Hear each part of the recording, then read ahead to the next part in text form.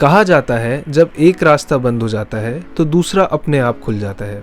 कुछ ऐसा ही हुआ हमारे साथ हमारे केदारकंठा टूर पर, जब हमें देहरादून एक दिन जल्दी वापस आना पड़ा due to bad weather. And this video is all about that one day we spent in Dehradun. So let's get started with the video, but first let's roll the intro.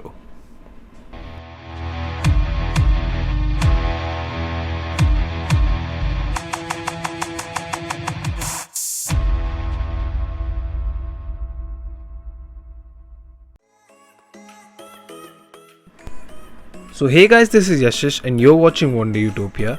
If you're new to this channel, make sure to subscribe and hit the bell icon so that you get notified for the latest videos. तो देहरादून को explore करने के लिए मिले गए एक दिन को अच्छे से यूटिलाइज करने के लिए हमने अपना होटल 9 बजे छोड़ा और रेंट की एक car for the full day जो हमें अराउंड 1800 की मिली। और सबसे पहले हम निकल पड़े सहस्त्रधारा के लिए, जो कि ISBT देहरादून से करीब 22 किलोमीटर की दूरी पर है। And this is the main entrance of Sahastradhara where you can park your vehicle or taxi. And यहाँ एंटर करते ही आपको काफ़ी रिवर साइड रेस्टोरेंट्स दिख जाएंगे जहाँ पर आप इजीली अपना ब्रेकफास्ट कर सकते हैं with the beautiful view of Kaligarh river. ये देहरादून की one of the most popular destinations में से एक है जो समर्स में काफ़ी क्राउडेड रहती है, और यहाँ के ठंडे पानी में पैर डालकर बैठने का मज़ा ही कुछ और है। और यहाँ एक रोपवे भी है जिसका 2-वे टिकट आपको अराउंड 150 रुपये का पड़ेगा, जो आपको एक हिल टॉप तक ले जाएगा जहाँ एक पार्क भी है। और साथ ही you can get a nice view of the valley as well, but honestly I wouldn't recommend it.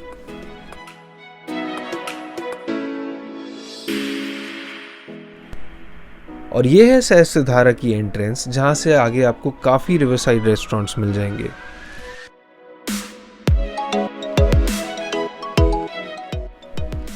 चलिए आगे चलकर थोड़ा और इस जगह को एक्सप्लोर किया जाए। तो आप जब भी सहस्त्रधारा आए इस ब्रिज पर आना मत भूलिएगा, क्योंकि यहाँ से पूरी वैली का एक अलग ही व्यू मिलता है and you will be able to witness the beauty of this place in a totally different perspective. Sahastradhara, which literally means 1000-fold springs. This place is known for its sulfur-rich water, which has medicinal value, and a dip in the summers here feels cold and refreshing as ever.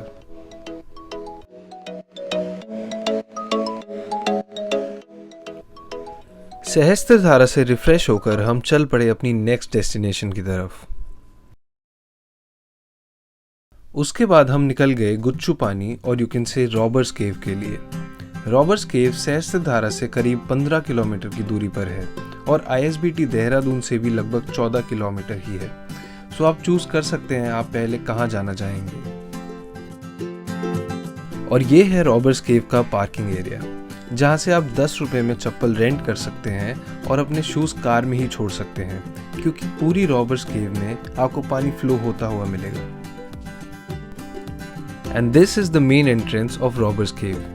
इससे आगे जाने के लिए आपको एक 30 rupees per person की entry fees देनी होगी।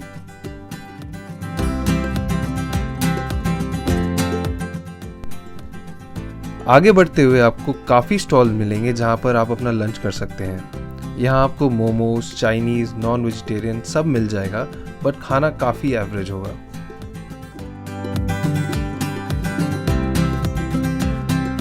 And this is the entry point two the cave.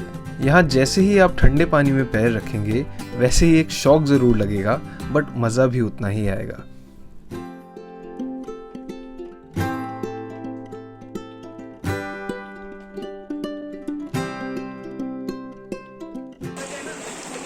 So this is called Robbers Cave or Guccha Pani as they say.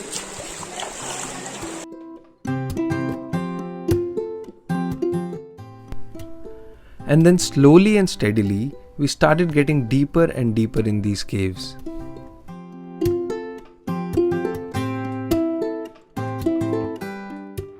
This place will give you a totally different experience, and you wouldn't even believe that it is 7 to 8 kilometers from Dehradun. रबड़ के चप्पल में ऐसे rocks पर चढ़ना भी एक अलग ही challenge होता है, पर यह जगह इतनी ब्यूटीफुल है कि आपका और आगे जाने का मन करता रहेगा।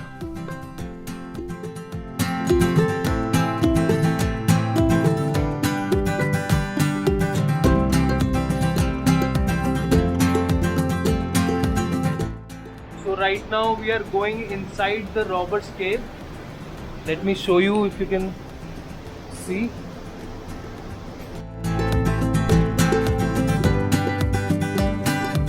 Guchupani was named as Robber's Cave by the British, as it was believed that robbers used to hide in Robber's Cave after robbery in the British era. I think we've reached halfway in the robber's cave and आगे का मैं रास्ता आपको दिखाता हूँ।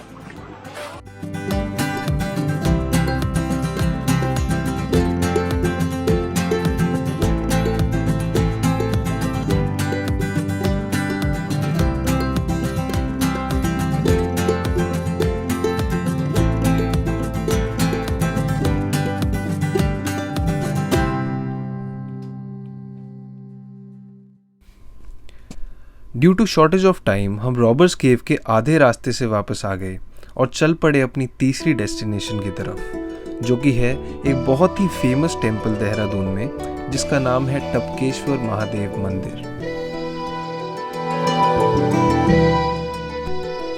टपकेश्वर महादेव मंदिर robbers केव से सिर्फ 7 किलोमीटर दूर है और ISBT देहरादून से 10 किलोमीटर। और जैसे जैसे हमारा दिन खत्म हो रहा था हम और ज़्यादा से ज़्यादा एक्सप्लोर करना चाहते थे।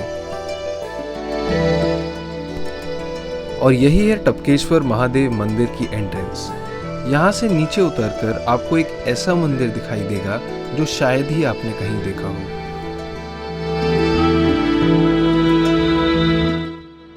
और ये एंट्रेंस है टपकेश्वर टेम्पल की।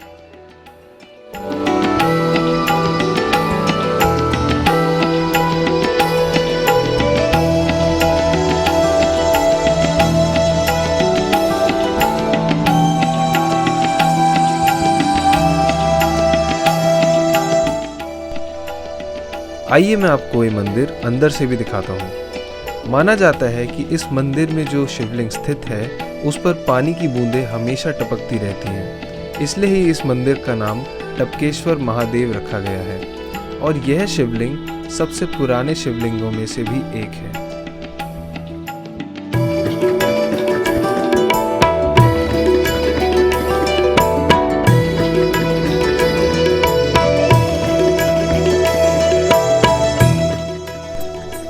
This temple is located on the banks of a seasonal river by the name Asan, and the vegetation here makes this temple all the more beautiful.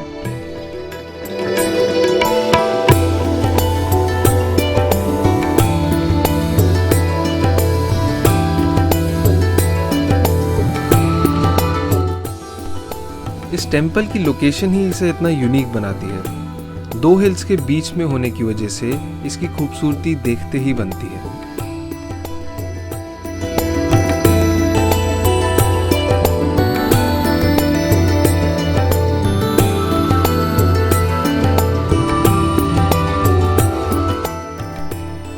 ये तीनों जगहें एक्सप्लोर करने के बाद हम निकले मिनरोलिंग मोनेस्ट्री की तरफ, जो अनफॉर्चुनेटली तब बंद थी। और जब तक हम फॉरेस्ट रिजर्व इंस्टीट्यूट पहुंचे वो भी बंद हो चुका था।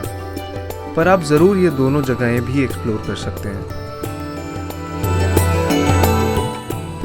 एंड यस, देहरादून घंटाघर के पास वाली market is the best for shopping and there is a bonus place as well.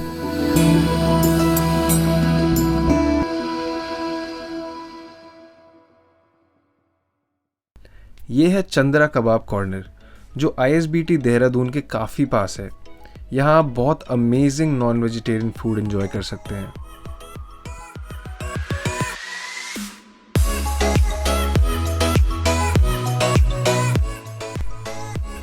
So that would be all for the video. If you like this video, make sure to give us a thumbs up and leave a comment if you have any suggestions.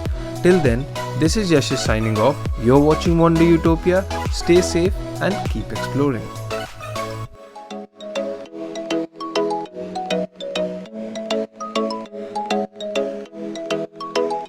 है।